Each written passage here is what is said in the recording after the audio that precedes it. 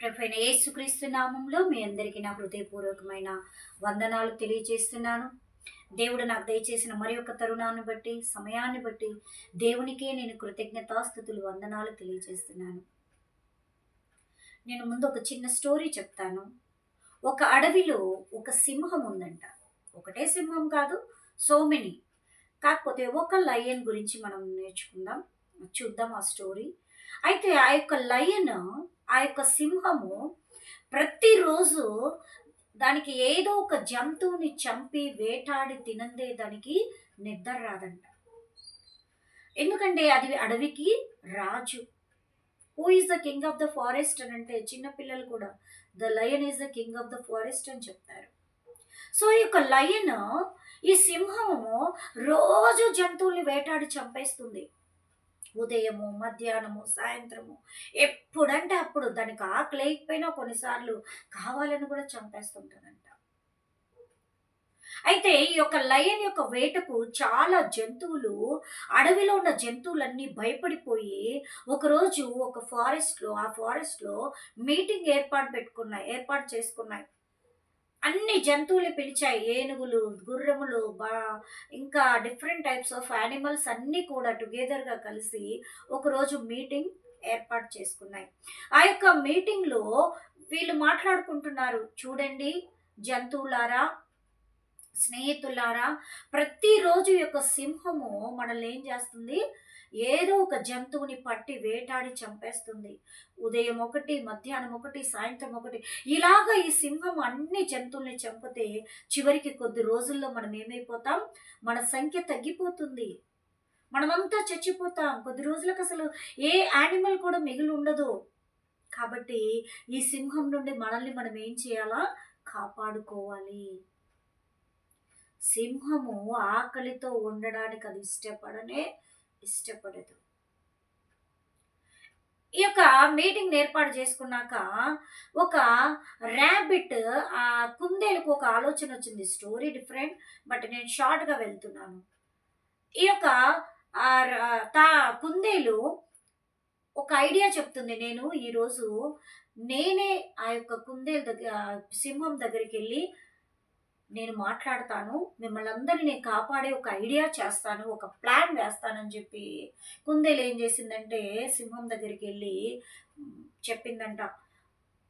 మహారాజా, సింహం రాజా, నేను అడవిలో దారిలో వస్తుంటే నీలాగా ఇంకొక సింహం నాకు కనపడింది.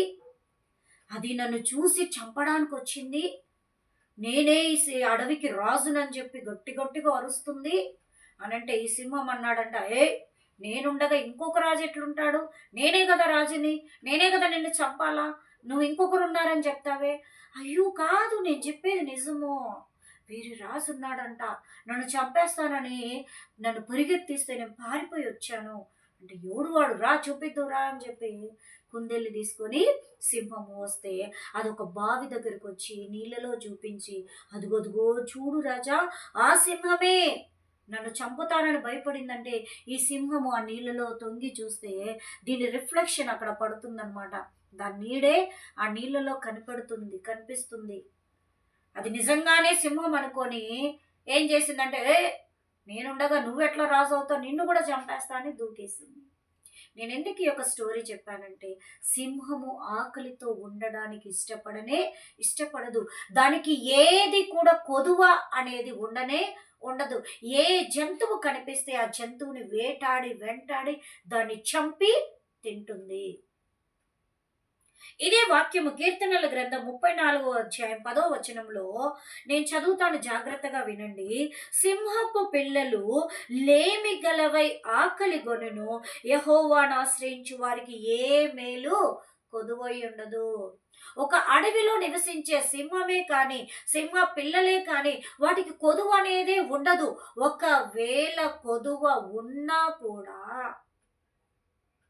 ఆ యొక్క సింహం ఏ జంతువునంటే ఆ జంతువుని చంపి తింటుంది. దానివల్ల జంతువులన్నీ మిగలకుండా వెళ్ళిపోతున్నాయి. దీన్ని బట్టి మనకేమర్థమవుతుంది? సింహానికి తిరుగనేది లేదు. ఒకవేళ ఆ సింహం పిల్లలు లేమి గలవై ఆకలి గొంటాయేమో కానీ యెహోవాను ఆశ్రయించు వారికి ఏ మేలు కొదువై ఉండదు. హల్లెలూయా, హల్లెలూయా. మనం సింహముల కన్నా గొప్పవారిమే దేవుని సన్నిధిలో ఉంటే. ఈ యొక్క నూతన సంవత్సరములో దేవుడు అంటున్నాడు, బిడ్డలారా, నా కుమారులారా, నా కుమార్తెలారా, అడవిలో ఉన్న సింహమైన అది కొదువు కలిగి ఆకలి కొంటుందేమో, కానీ మీరు నన్ను ఆశ్రయిస్తే మీకు ఏ మేలు కూడా కొదువై ఉండదు అంటున్నాడు. ఎప్పుడు ఉండదు? మనం దేవుని సన్నిధిలో నిలవబడి ఉంటేనే, ఆత్మీయతలో మనము దేవునితో అంటగట్టబడి నడుస్తేనే, వాక్య జీవితంలో మనం ముందుకు సాగితేనే ఏ కొదువ కూడా మనకు ఉండదు. ఏ కొదువ కూడా మనకు ఉండదు. ఒక సిస్టర్, నేను హనుమాన్ జంక్షన్ అనే ప్రాంతంలో మేము సేవ చేస్తున్నప్పుడు, ఒక సిస్టర్, ఆమెకి 3 పిల్లలు, 2 అమ్మాయిలు 1 అబ్బాయి అన్నమాట. భర్త ఆమెను వదిలేసిపోయినాడు. ఆమెను వదిలేసిపోతే తను అన్నంలో విషం కలిపి తను చనిపోవాలనుకొని బిడ్డలకు పెట్టి తను కూర్చునిందంట. కూర్చుంటే మేము అప్పుడే సువార్తను ప్రకటిస్తూ కరపత్రికలు వేస్తూ, ఎక్కడైనా డోర్స్ క్లోజ్ ఉంటే మేము కిటికీలో నుండి వేసి వెళ్తుంటాం. అయితే ఆ డోర్ క్లోజ్ చేసి ఉండడం వల్ల మేము ఒక కరపత్రికను ఆ కిటికీలో నుండి వేసామన్నమాట. అప్పుడు ఈ ఇంటిలో ఏం జరుగుతుందో మాకు బయట తెలీదు. బట్ ఆ ఇంట్లో నుండి సడన్‌గా ఒక 2-3 మినిట్స్‌లో ఆ ఇంటి డోర్ ఓపెన్ చేసుకొని ఒక ఆమె ఏడ్చుకుంటూ బయటకొచ్చింది. బయటకొచ్చి మమ్మల్ని పిలిచింది. ఈ పేపర్ మాకేసింది అని అడిగితే మేం చెప్పాము, మేమేనండి, ఇది యేసుప్రభుని గురించిన సువార్త. యేసుప్రభు నిజమైన దేవుడు, ఆయన గొప్పవాడు, మీకు సహాయం చేస్తాడు, మిమ్మల్ని స్వస్థపరచువాడు, రక్షణ ఇచ్చువాడు అని మేము సువార్త చెప్తుంటే ఆమె మమ్మల్ని లోపలికి తీసుకొని వచ్చి ఏడుస్తుంది. చూడండి, మా 4 ప్లేట్లలో నేను విషం పెట్టాను. ఎందుకు అలా చేశారంటే, నాకు కష్టపడ్డానికి ఆరోగ్యం బాలేదు, మా భర్త మమ్మల్ని వదిలేసి వెళ్ళిపోయినాడు, బిడ్డలకు నేను తిండి పెట్టలేని పరిస్థితిలో నేనున్నాను అని ఏడ్చుకుంటూ చెప్పింది. ఆ ఫుడ్ అంతా మేమే పడేసి ఆ పిల్లోళ్ళకి మా టీం వాళ్ళే స్నానాలు చేపించి, నేను వెళ్ళి కొన్ని వాళ్ళకు వంటకు కావలసిన థింగ్స్, మాకు pocket money only 300. In that 50 rupees మేము దేవునికి కానుకగా మేము పెట్టేసుకుంటాము. రూ. 250 నా దగ్గర పర్సనల్ మనీ ఉంటే అదే మనీతో ఎంత వస్తుందో అంతే తీసుకొని వచ్చాను. వచ్చిన తర్వాత వాళ్ళకి ఫుడ్ మేమే, మా టీం వాళ్ళే ఫుడ్ మరలా వంట చేసి వాళ్ళకి సంతోషంగా పెట్టి దేవుని యొక్క సువార్తను ప్రకటించి మేము వెళ్ళిపోయాం. వెళ్ళిన నెక్స్ట్ డేనే సండే, నా దగ్గర కానుక వేయడానికి కూడా ₹1 లేదు. కొదువతో ఉన్నాను. నేను సాటర్డే నైట్ నుండే దేవుడిని అడుగుతున్నా, ప్రభువా, నేను వేరే సంఘానికి మమ్మల్ని ఇన్వైట్ చేశారు, అక్కడికి వెళ్ళాలా, అక్కడ నాకు దగ్గర కానుక వేయడానికి రూపాయి లేదు. టీమ్ మనీ ఉంటాయండి, that we are not allowed to touch. కాబట్టి నేను నా పర్సనల్ మనీ ఏమి లేదని చెప్పి నేను దేవుని సన్నిధిలో చాలా ప్రార్థన చేశాను. ప్రభువా, నేను ఉత్త చేతులతో ఎట్లా వెళ్ళాలా అని చెప్పి ప్రార్థన చేశాను. నెక్స్ట్ డే సండే మార్నింగ్ 10 వరకు కూడా నా హృదయంలో చాలా వేదన.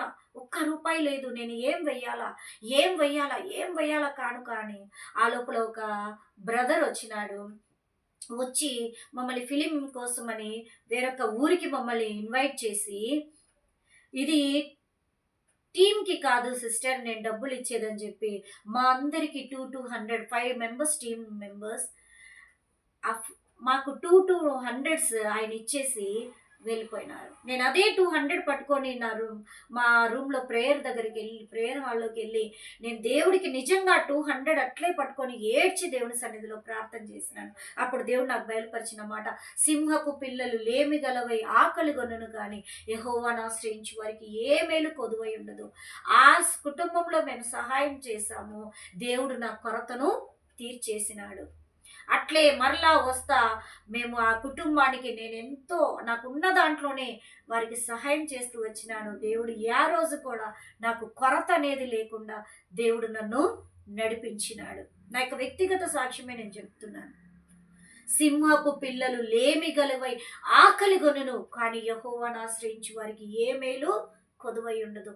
నా టీంలో ఉన్నప్పుడు ఎన్నో సార్లు ఫుడ్ లేక, బుక్స్ అమ్మని అమ్మడ అవ్వక, ఒక్క బుక్ కూడా సేల్ అవ్వక ఉపవాసాలు ఉండున్నాం. ఉపవాసాలు ఉండున్నాం. వర్షాలు వస్తున్నాయి. నీళ్ళు ఇక్కడ వరకి హనుమాన్ జంక్షన్ ప్రాంతంలో. ఫుడ్ లేదు. 5 మంది మోకరించి ప్రార్థన చేస్తున్నాం. ప్రభు ఆకలేస్తుంది అని ప్రార్థన చేస్తున్నప్పుడు రెండో రోజు ఒక పాస్టర్ వర్షంలో సైకిల్ వేసుకొని నడుచుకుంటూ వచ్చి 5 బైబిల్స్ కావాలా అని చెప్పి తీసుకొని డబ్బులు ఇచ్చేసి వెళ్ళిపోయినాడు. ఆ డబ్బులతో మేము వంట చేసుకొని తిన్నాం. దేవుని మీద ఆధారపడితే దేవునికి అసాధ్యమైందంటూ ఏమీ లేనే లేదు. ఆ వర్షములో అన్ని నీళ్ళల్లో తొక్కుతూ నడిపించుకుంటూ వచ్చినాడు 5 బైబిల్స్ కోసం. దేవుడు ఆయన నడిపించాడు. ఇదే యొక్క సాక్ష్యాన్ని మేము ఏ పాస్టర్ దగ్గర మేము ఉంటామో ఆ పాస్టర్స్ గారి సంఘంలో చెప్పినప్పుడు, అయ్యో మీ 5 మంది మా ఇంటికి వస్తే మేము భోజనం చేయలేమా, మీకు వంట చేసి పెట్టలేమా అంటే, అలాగ మీరు వంట చేసే పని అయితే ఈరోజు మేము సాక్ష్యంగా చెప్పలేము. మీ మీద అడగడానికి, మీ మీద ఆధారపడడానికి మేము సేవకు రాలేదండి. దేవుడి మీద ఆధారపడి చేయడానికి వచ్చామని చెప్పినప్పుడు వారు నిజంగా సంతోషపడింది. సింహపు పిల్లలు లేమి గలవై ఆకలిగొన్న యెహోవాను ఆశ్రయించు వారికి ఏ మేలు ఎప్పుడు దేవుడు కొదువ చేయడు. ఏదో ఒక రకంగా ఎవరో ఒకరి ద్వారా దేవుడు మన అవసరాన్ని తప్పకుండా ఆయన నెరవేరుస్తాడు. నిజంగా ఈ నూతన సంవత్సరంలో దేవుడు మనకి ఇస్తున్న వాగ్దానము, ఎవరు ఆకలిగొన్నా, సింహము అడవికి రాజై అది కొదువ కలిగి ఆకలిగొన్నా కూడా కొంటాయేమో, కానీ దేవుని ఆశ్రయించు వారికి ఏ మేలు అనేది ఆయన కొదువ చేయడు. మనకేం పెద్ద బ్యాంక్ బ్యాలెన్స్లు ఇస్తానని దేవుడు చెప్పట్లేదు. ఆస్తులు అంతస్తులు ఇస్తానని చెప్పట్లేదు. నీ అవసరాన్ని దేవుడు తీర్చి నన్ను దేవుడు నడిపిస్తాడు. అదే గొప్ప సాక్ష్యం. దేవుడి యొక్క వాక్యం ఆశీర్వదించి దీవించునుగాక. ప్రార్థన చేసుకుందాం. మహోన్నతుడా, జీవాధిపతి యేసయ్యా మీకు వందనాలు. సింహపు పిల్లలు లేమిగలవై ఆకలిగొనినను యెహోవాను ఆశ్రయించు వారికి ఏ మేలు కొదువై ఉండదన్నావు. ఈ సంవత్సరం మీరు మరలా మాకు ఇంకో వాగ్దానం ఇస్తున్నారు. ఈ సంవత్సరం అంతా మాకే కొదువ లేకుండా మమ్మల్ని కాపాడండి. మీ యొక్క ఆత్మీయ జీవితంలో మేము స్థిరంగా నిలబడాలా, మా పరిశుద్ధతలో స్థిరంగా ఉండాలా, వాక్యానుభవంలో స్థిరంగా ఉన్నప్పుడు మాకు ఏ మేలు కొదువు చేయరు నాయన. వాక్యాన్ని విన్నాం, వాటిని అనుసరించి నడుచుకోవడానికి కృప చూపండి. మీరే దీవించి ఆశీర్వదించమని యేసు నామములో ప్రార్థించి వేడుకుంటున్నాం తండ్రి. ఆమేన్. దేవుడి యొక్క వాక్యమును ఆశీర్వదించి దీవించిన గాక. ఆమేన్.